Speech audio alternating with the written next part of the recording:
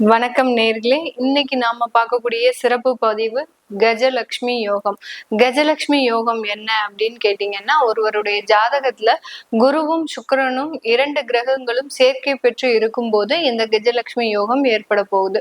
இந்த கஜலட்சுமி யோகம் இப்ப கோச்சார ரீதியாக ஜூலை மாதம் 27ஆம் தேதி அந்த சுக்கிரனாகப்பட்டவர் தன்னுடைய ஆட்சி வீடான ரிஷப ராசியிலிருந்து மிதுன ராசிக்கு பயிற்சி ஆகிறார். அந்த மிதுன ராசியில குரு பகவான் ஏற்கனவே பயிற்சியாகி வந்திருக்கிறாரு. இந்த 2 கிரகங்களும் சேர்க்கை பெறும்போதுதான் இந்த கஜலட்சுமி யோகம் ஏற்படும். இந்த கஜலட்சுமி யோகம் கிட்டத்தட்ட 1 மாத கால அளவிற்கு ஒவ்வொரு ராசி என்பர்களுக்கும் ஒரு முக்கியமான திருப்பங்களை ஏற்படுத்தி கொடுக்கக்கூடிய ஒரு நேரமாக தான் இருக்கும். அதை இந்த பதிவுல நம்ம தெளிவா பார்க்கலாம். இந்த பதிவை கடைசி வரைக்கும் ஸ்கிப் பண்ணாம பாருங்க. இந்த சேனல்ல முதன்முறையா பார்த்திருக்கிறீங்க அப்படின்னா சப்ஸ்கிரைப் பண்ணிக்கோங்க. பெல் பட்டன்ல ஆல் ஆப்ஷன் சூஸ் பண்ணீங்கன்னா உங்களுக்கு இந்த மாதிரியான பதிவுகள் தொடர்ந்து நோட்டிபிகேஷனா வரும். துலாம் ராசி என்பர்களுக்கு உங்களுடைய 9ஆம் இடமான அந்த பாக்யஸ்தானத்துல இந்த கஜலட்சுமி யோகம் சொல்லக்கூடிய அந்த ராஜ யோகம் ஏற்பட போகுது. இந்த துலாம் ராசி அன்பர்கள் தன்னுடைய வாழ்க்கையில எதுக்குமே ஆசைப்படாதவர்கள். ராசியினுடைய அதிபதி தான் சுக்கிரன். இவர்களுடைய சுக்கிரன்னா எப்படி இருக்கணும்? ரொம்ப ஆசையா ஆடம்பரமா இருக்கணுமா இல்லையா?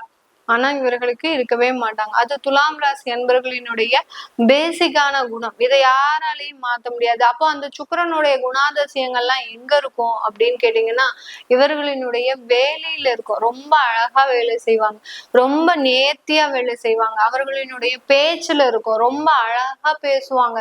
இவர்களினுடைய பேச்ச நம்ம கேட்டுக்கிட்டே இருக்கலாம் போல இருக்கும். அந்த அளவிற்கு அவர்களினுடைய பேச்சு பாத்தீங்கன்னா ரொம்ப நளினமா இருக்கும். இவர்கள் அதிகமா எங்க ஆர்வம் காட்டுவாங்க அப்படின்னு கேட்டீங்கன்னா, கலைத்துறையில தான் அதிகமா ஆர்வம் காட்டுவாங்க. ஒரு கோலம் போட, ஒரு ரங்கோலி போடுறது, அடுத்து பாத்தீங்கன்னா வீட்டு வேலைகளே ரொம்ப அந்த இன்டீரியர்ல அதிகப்படியாக கவனம் செலுத்துறது. ஒரு சாமான் ஒரு இடத்துல இருக்கணும்னா அந்த சாமான் அந்த இடத்துலதான் இருக்கணும்.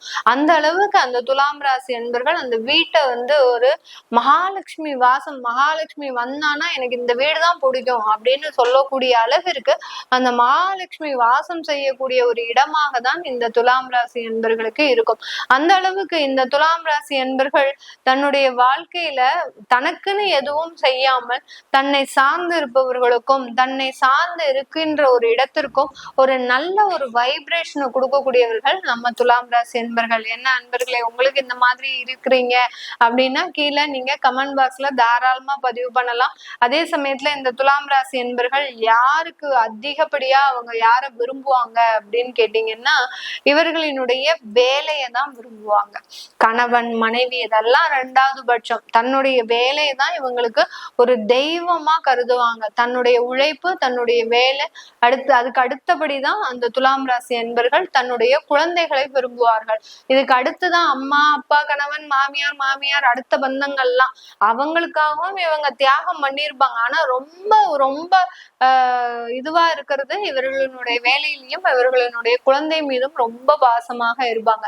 அந்த அளவுக்கு இந்த துலாம் ராசி என்பர்களுக்கு 9ஆம் இடத்துல அந்த கஜலட்சுமி யோகம் ஏற்பட போகுது. 9ஆம் இடம்ன்றது பாக்யஸ்தானம்.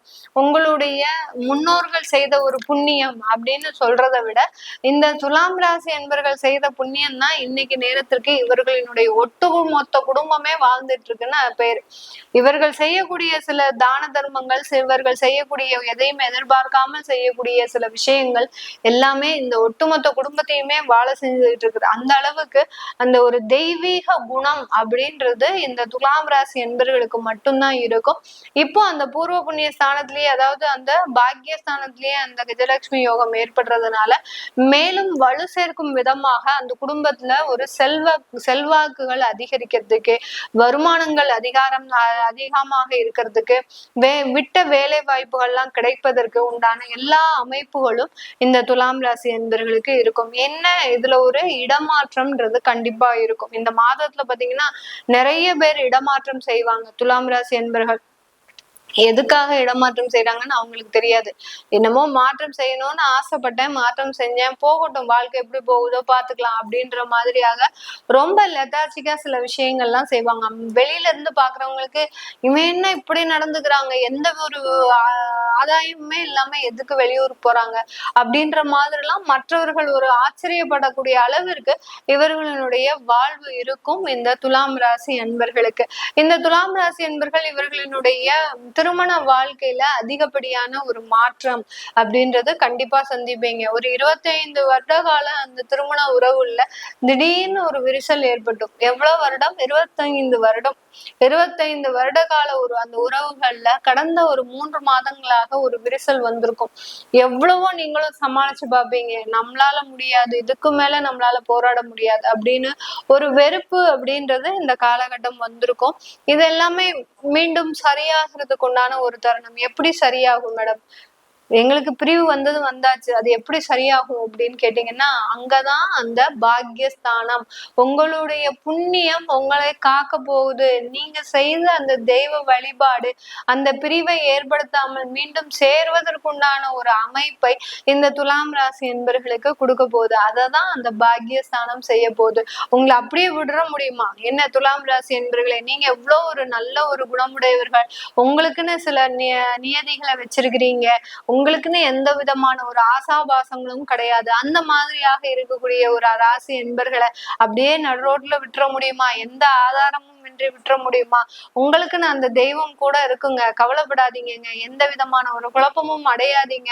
உங்களுக்கு உண்டான ஒரு தெய்வம் அந்த பாக்கிய ஸ்தானத்துல இருந்து கஜலட்சுமி யோகமாக செயல்பட போகுது. நீங்க அதிகப்படியாக காமாட்சியை வேண்டி இருக்கிறீங்க, கரெக்டா? அப்படி வேண்டி இருக்கிறீங்கன்னா நீங்க கீழே கமெண்ட் பாக்ஸ்ல பதிவு பண்ணுங்க. காமாட்சியை வேண்டியிருப்பீங்க, அதனாலதான் உங்களுக்கு அந்த பிரிந்த உறவுகள் கூட மீண்டும் சூழ்நிலை காரணமாக ஒன்று சேர்வதற்கு உண்டான ஒரு தருணமாக தான் இருக்க போகுது. இது எல்லாமே நம்ம பாத்தீங்கன்னா கோச்சார நிலவரப்படி பலன்களை கணிச்சு சொல்லி இருக்கிறோம். இப்ப வெளிநாட்டுல இருக்கிறவங்களுக்கு எல்லாம் திடீர்னு ஏதாவது வேலை இழப்புகள் இருந்திருக்கும். ஒரு 3 மாதத்துக்கு முன்னாடி வேலை இழப்புகள் எல்லாம் இருந்திருக்கும். அந்த வேலை இழப்புல இருந்து எப்படிதான் மீண்டு வரப்போகுது, மீண்டு வரப்போறோம் அப்படின்னு இவங்களும் ஒவ்வொரு அஸ்ட்ராலஜரா யூடியூப்ல பார்த்துட்டு இருக்கிறாங்க. ஆனா ஏன் பதிவை பாக்குறவங்க, ரெகுலரா பாக்குறவங்க அந்த பயத்தை கூட விட்டுருப்பாங்க. எனக்கு வேலை கிடைச்சிரும், மேடம் சொல்லி இருக்கிறாங்க, எனக்கு வேலை கிடைச்சிரும் அப்படின்னு சொல்லி ஒரு நம்பிக்கையோட இருப்பாங்க. ஏன்னா நம்ம இந்த நேரத்துல இந்த இடத்துல வேலை கிடைக்கும் அப்படின்றத நம்ம உறுதியா சொல்லியிருப்போம். அதே மாதிரிதான் இந்த கஜலட்சுமி யோகமும் யாரெல்லாம் என்கிட்ட கன்சல்ட் பண்ணலையோ அவங்களுக்கு இந்த பதிவே ஒரு நிவர்த்தி பதிவு தான். கண்டிப்பா உங்களுக்கு இந்த கஜலட்சுமி யோகமான ஒரு காலகட்டத்துல கண்டிப்பா இந்த வேலைன்றது கிடைக்கும். அதனால உங்களுக்கு வெளிநாட்டுல இருக்கக்கூடிய வாய்ப்புகளும் எக்ஸ்டெண்ட் ஆகக்கூடிய ஒரு நேரமாக தான் இருக்கும். அதனால நீங்க உங்களுடைய விஷயத்த கன்சல்ட் பண்ணணும் அப்படின்னு நினைச்சீங்க, உங்களுடைய சுய ஜாதகத்தை கன்சல்ட் பண்ணணும்னு நினைச்சீங்கன்னா கீழே இருக்கிற நம்பருக்கு வாட்ஸ்அப்ல அப்பாயின்மெண்ட் வாங்கிட்டு நீங்க என்கிட்ட கன்சல்ட் பண்ணிக்கலாம். உங்களிடமிருந்து விடைபெறுவது உங்கள் ஆஸ்ட்ரோ பூர்ணா. நன்றி, வணக்கம்.